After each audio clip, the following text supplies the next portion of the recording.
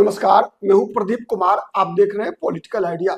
Political idea के आज के इस अंक में आप सभी दर्शकों का बहुत बहुत स्वागत है। मित्रों, बिहार में विधानसभा का चुनाव पता है आपको 2 चरण में होना है। प्रथम चरण का मतदान कल होना है और ये जो प्रथम चरण है ये काफी महत्वपूर्ण चरण है। इसलिए मैं कह रहा हूं, चूंकि बिहार में नीतीश कुमार मुख्यमंत्री है लेकिन वो चुनाव लड़ते नहीं है। जब से मुख्यमंत्री बने तब से वो बिहार विधान परिषद की अपर हाउस की राजनीति करते हैं।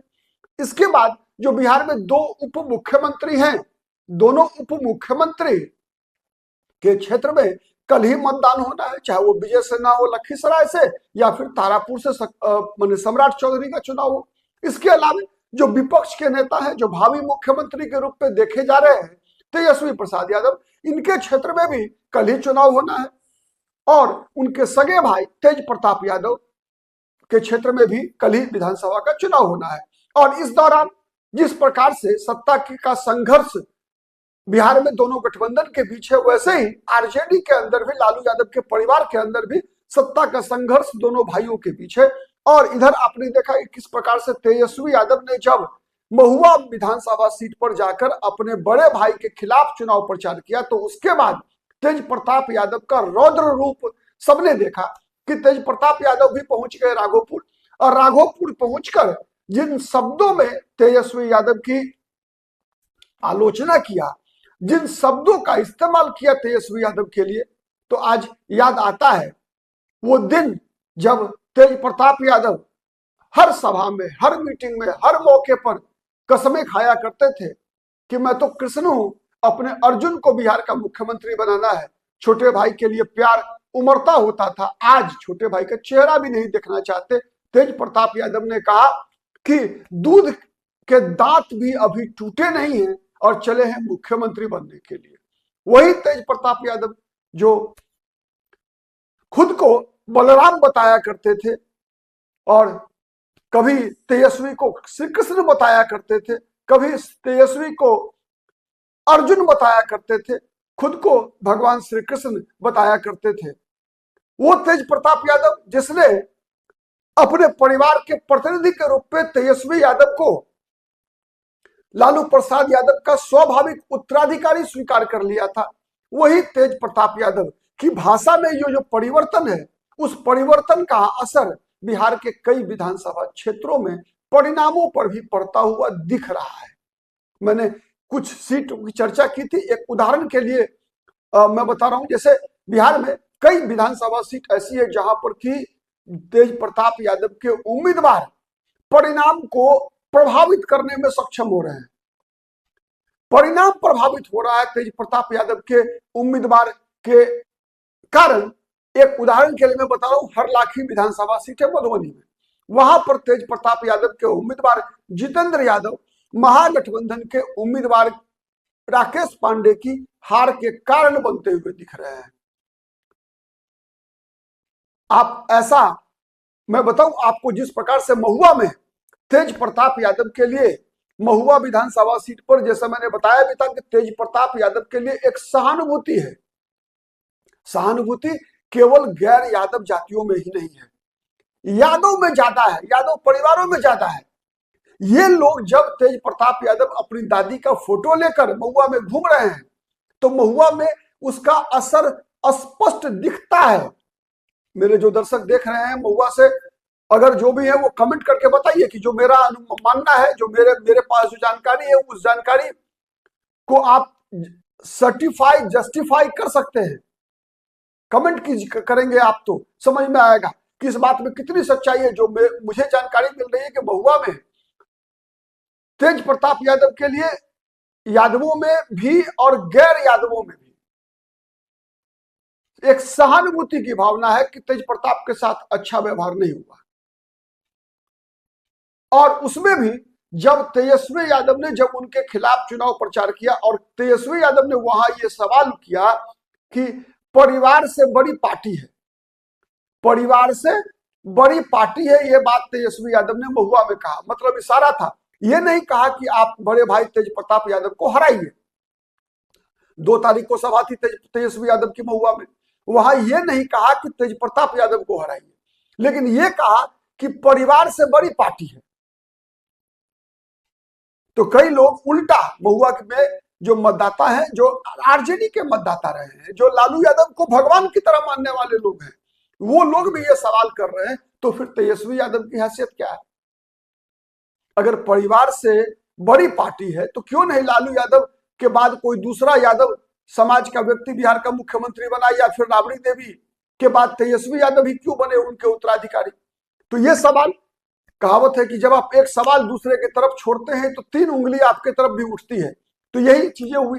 उसके बाद जब 2 तारीख को तेजस्वी यादव ने तेज प्रताप यादव के खिलाफ चुनाव प्रचार किया महुआ में, तो तेज प्रताप यादव बौखला गए। बौखलाहट में चुनाव की घोषणा से पहले वो राघोपुर गए थे। राघोपुर में वहां बाढ़ राहत शिविर चलाया था। बाढ़ पीड़ितों के लिए वहां खुद तेज प्रताप यादव ने खाना परोसा था। लेकिन चुनाव की घोषणा के बाद तेज प्रताप यादव कभी भी राघोपुर नहीं गए थे, और एक अंडरस्टैंडिंग माना जा रहा था कि तेज प्रताप यादव राघोपुर में तेजस्वी के खिलाफ चुनाव प्रचार नहीं करेंगे। लेकिन साथ ही तेज प्रताप यादव ने पहले भी इशारों में इस बात का संकेत दे दिया था कि महुआ में यदि तेजस्वी यादव उनके खिलाफ चुनाव प्रचार करेंगे तो उसका जवाब वो राघोपुर में देंगे। और इसीलिए जब 2 तारीख को तेजस्वी यादव ने महुआ में जाकर अपने उम्मीदवार मुकेश रोशन के लिए चुनाव प्रचार किया, तो तेज प्रताप यादव भी राघोपुर पहुंच गए और अपनी पार्टी के जनशक्ति जनता दल के उम्मीदवार प्रेम कुमार के पक्ष में वहां चुनाव प्रचार किया। और चुनाव प्रचार में जो बात तेजस्वी यादव खुलकर नहीं बोल सके, तेज प्रताप यादव ने सब कुछ खुलेआम कहा। और तेज प्रताप यादव के शब्दों में तेज प्रताप यादव का गुस्सा स्पष्ट दिख रहा था कि वो कितने नाराज हैं तेजस्वी यादव से, और कोई भी कसर नहीं छोड़ना चाहते तेज प्रताप यादव। और उनके उम्मीदवार भी जो है राघोपुर में वो भी यादव है। जैसे महुआ में जो पूर्व विधायक है, जो वर्तमान विधायक है मुकेश रोशन, वो भी यादव जाति से आते हैं। तेज प्रताप यादव भी यादव जाति से आते हैं। वहां एक निर्दलीय उम्मीदवार जो पिछली बार जनता दल यूनाइटेड की उम्मीदवार थी आसमा परवीन, वो भी निर्दलीय चुनाव लड़ रही है वहां पे। तो देखिए दिक्कत कहां है, महुआ में भी पेच फंसा हुआ है। ऐसा नहीं, वहां आरजेडी के उम्मीदवार या तो पहले नंबर पे होंगे या तीसरे नंबर पे होंगे। ये खतरा मौजूद है वहां महुआ में भी कि तीसरे नंबर पे भी जा सकते हैं। अगर अभी जो स्थिति दिख रही है महुआ में कि यादव समाज के लोग वहां 50-50 बटे हुए हैं। मुसलमानों का वोट आरजेडी के उम्मीदवार को कम मिल रहा है, ज्यादा वोट मिल रहा है आसमा परवीन को, जो निर्दलीय उम्मीदवार है, जो पिछली बार जदयू की उम्मीदवार थी।